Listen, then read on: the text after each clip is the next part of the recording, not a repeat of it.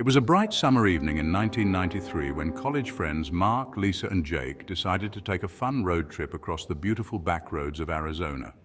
Their destination was a small, off-the-map town called Redwater, known for its picturesque scenery. They were excited for the adventure that awaited them. As they drove deeper into the wilderness, the group was filled with anticipation. Guys, this is going to be an amazing trip. I can't wait to see Redwater. And the GPS is working perfectly. Look, there's a sign. We're on the right track. The sign they saw marked the beginning of an unforgettable adventure. Little did they know, this trip would bring them closer together and create memories to last a lifetime. The sign read, Redwater Gas, last stop for 50 miles. Nervously, they pulled into the station. It was an old rundown place, clearly a relic of another era. The lights flickered on, casting eerie shadows. Mark cautiously approached the station's small shop to pay. The station was eerily quiet. The only sound was the wind rustling through the trees. As Mark opened the door, a small bell chimed ominously.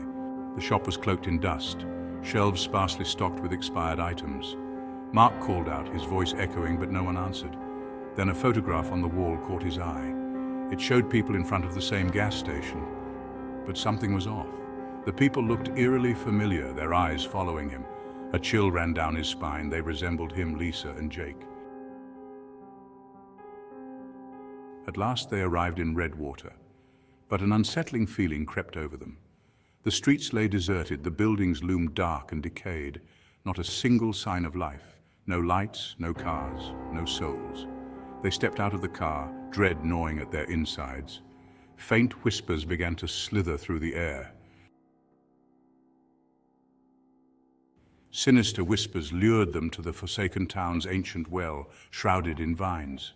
The sound grew to a terrifying crescendo as if tormented souls screamed from the abyss. Consumed by dread and curiosity, Mark peered into the well. The whispers ceased, replaced by a suffocating silence that devoured the town. Overwhelmed by terror, Mark recoiled and the group decided to flee. As they turned to leave, an unsettling sound reached their ears. The slow echo of footsteps. They spun around, hearts pounding, but the street was empty. The footsteps grew louder, more menacing, as if something unseen was closing in. Panic surged through them, and they bolted for the car, desperate to escape. They tore away from the town, too afraid to glance back.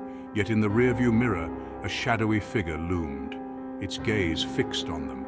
Hours later, the fog began to lift, and the tension started to ease.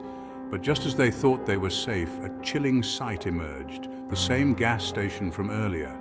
They had driven in a circle back to where it all began.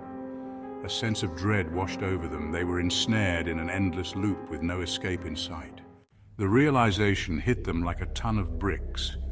They were trapped in Redwater, destined to relive the same moments over and over again. Desperation turned to terror as they tried to piece together the puzzle of their predicament. The eerie music intensified, echoing the rising panic in their hearts. Every turn they took, every path they followed, led them back to the same haunting locations. The gas station, the well, the desolate streets of Redwater. It was as if the town itself was alive, feeding off their fear and confusion. As they stood at the gas station once more, a chilling realization dawned on them. The town wasn't just haunted. It was a trap, a sinister loop designed to ensnare its victims forever. The weight of their fate settled in, and a sense of hopelessness washed over them. Will they ever find a way out, or are they doomed to wander the eerie streets of Redwater for all eternity? Only time will tell. Stay tuned for the next spine-tingling installment.